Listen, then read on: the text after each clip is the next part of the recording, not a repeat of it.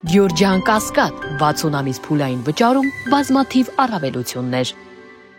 Ազգային ժողովի հարգարժան փոխոսնակ, հարգելի գործընկերներ, սիրելի ժողովուրդ, 2 օր, 3 օր շատ հետաքրքիր խոսքերի մտքերի ենք ականատես լինում, ականատես ենք լինում նաև քաղաքացիական պայմանագիր խմբակցություն, դաշնակցություն փոխհրաձգությանը,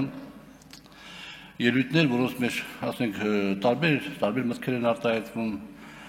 տեղ կա համաձայն ես, տեղ կա համաձայն չես, բայց մտածում ես, թե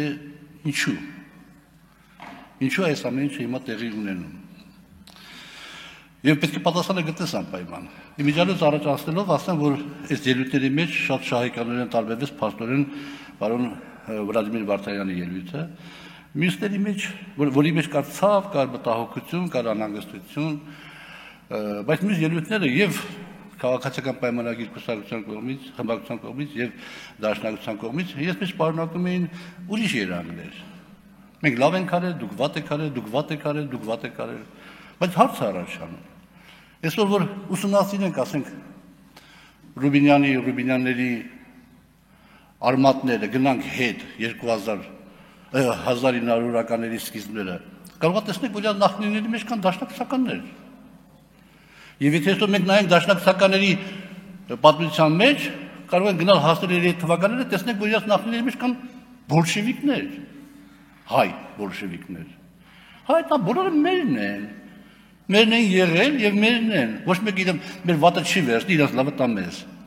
Բայց այդուհանդերձ հարց առաջանում, ինչու այսօր։ Որովհետեւ այսօր մենք գտնվում ենք իրողությունների մեջ, որ շատ համեմատելի է 20-րդ դարի սկզբի իրողություններին։ Մի երկու զուգահեռ համեմատություններ։ Թուրքիա, չէ, նախ համաշխարհային պատերազմ էր, սկիզբն էր, հետո համաշխարհային պատերազմ էր, հետո հեղափոխություններ։ Հիմա էլ մենք գրեթե գտնվում ենք համաշխարհային պատերազմի իրողության մեջ։ Հիմա ունենք Թուրքիա ավելի հզոր եւ ավելի ազդեցիկ,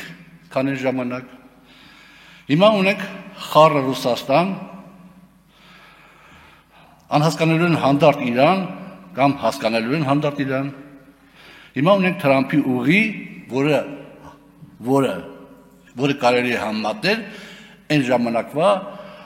հայոց պետականության ստեղծման կամ հետագա գոյության հետ շատ կարևոր մի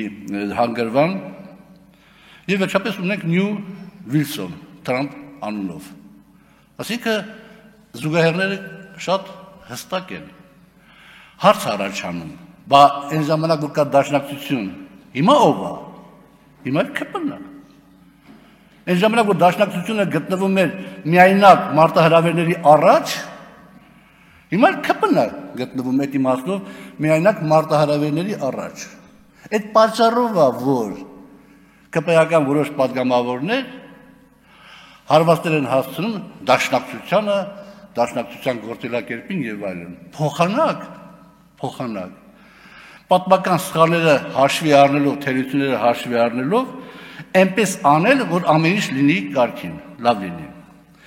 Իհարկե նաև գոյություն ունի ուրիշ էական տարբերություն ժամանակվա համեմատությամբ, այսօր մենք ունենք անկախ պետություն եւ հետեւաբար միջազգայինորեն ճանաչված եւ հետեւաբար շատ ավելի հեշտ է այդ մարտահրավերները կառավարել, քան այն ժամանակ։ Հիմա անկախ պետականություն ունենք, բայց այստեղ հիմա նորից մի հատ ուրիշ հարց է առաջանում։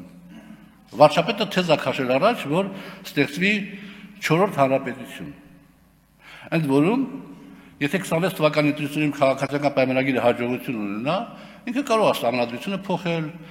կարող է զինանշանը փոխել, կարող է օրհներգը փոխել։ Նույնիսկ հաջողություն չունենալու դեպքում էլ կարող է պատահեպիսի իրավիճակ ստեղծի խորհրդարանում եւ հասարակության մեջ, որ ելի հնարավոր լինի սահմանադրությունը փոխել, զինանշանը փոխել, օրհներգը փոխել։ Եվ 3-4 տարի հետո բոլորը կհամարեն, որ սա 4-րդ հանրապետության սկիզբն է։ Սկիզբն է 4-րդ հանրապետությունը։ Բայց դա կլինի 3-րդ հանրապետության շարունակությունը, ոչ թե զորից ստեղծված ինչ-որ բան։ Իհարկե առանձին մտքերում ասում որ ոչ մի բան զորից չի լինի եւ այլ, բայց անհանգստությունն է, որ դա լինելու է զորից ստեղծված,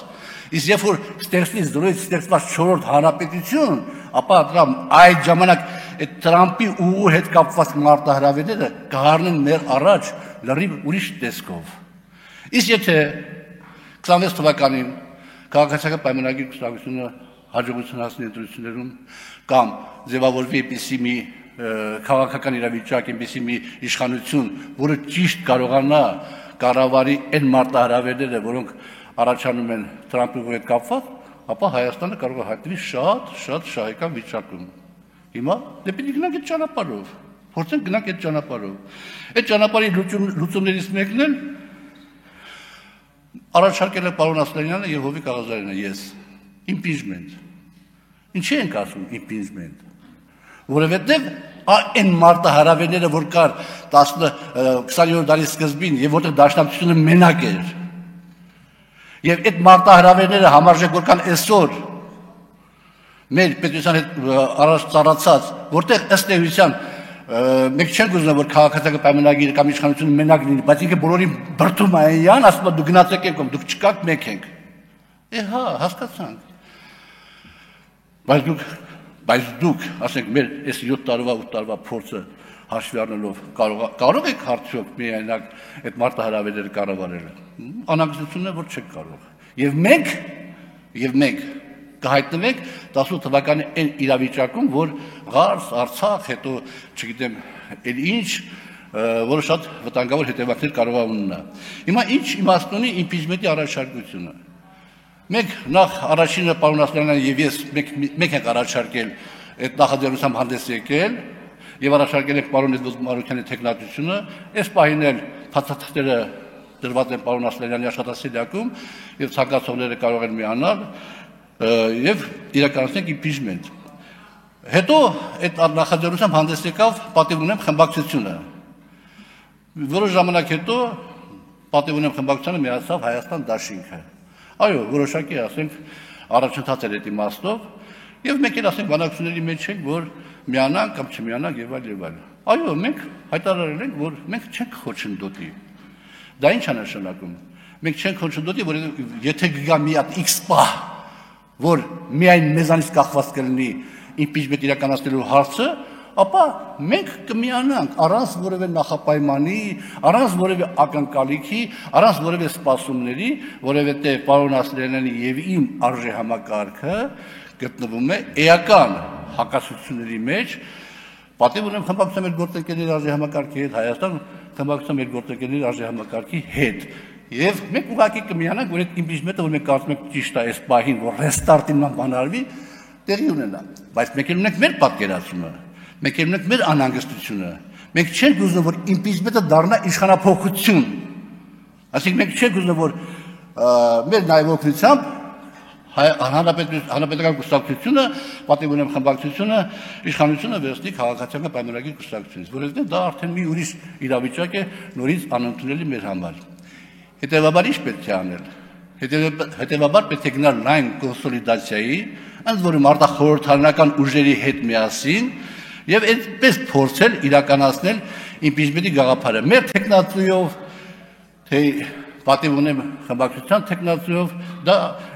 այս պահին երկրորդական է լայն կոնսոլիդացիայի հետ կապված, որովհետեւ առանց լայն կոնսոլիդացիայի հնարավոր չի լինի իրականացնել impeachment եւ նաեւ առանց քաղաքացիական պայմանագիր խմբակցության որոշ անդամների մասնակցության նույնպես հնարավոր չի լինի իրականացնել impeachment։ Impeachment-ից հետո պետք է ստեղծվի 6 ամսով մոտավորապես 7 ամիս, 6 ամիս ժամանակ կմնա հավասարակշռված կառավարություն, որը ոչ ոք քաղաքական ուժերից չկարողանա իր վրա քաշի քաղաքական վերմակը եւ այսպես կոչված տիրանա իշխանության։ Եվ ստեղծվի հավասար արդար պայմաններ 26 թվականի ընտրությունները անհրաժեշտ մակարդակով անցկացնելու համար, որովհետև ես անհանգստություն ունեմ, որ այս դեպքերի զարգացումը, որ ես գնում է, մենք կարող ենք 26 թվականին իջիկ դարձնենք նաև այն կարևորագույն ձեռքբերումը հեղափոխությունից հետո, որ մենք ունեցել ենք, դա արդար մաքուր թափանցիկ ընտրություններն են։ Եվ հետևաբար այս իմաստով շատ կարևոր է, որ այդ նաև դրանից հետո տեղի ունենա այսպես կոչված համազգային կոնսոլիդացիա ընտրությունների ձևով, որտեղ քաղաքական ուժերը միջատ կներկայանան իրենց ծրագրերով այդ իմ նշած մարտահրավերները կառավարելու կոնտեքստում եւ ձևավորվի իշխանություն, որը ի վիճակի կլինի իր դուրի կլինի այդ մարտահրավերները կառավարելու շնորհակալություն։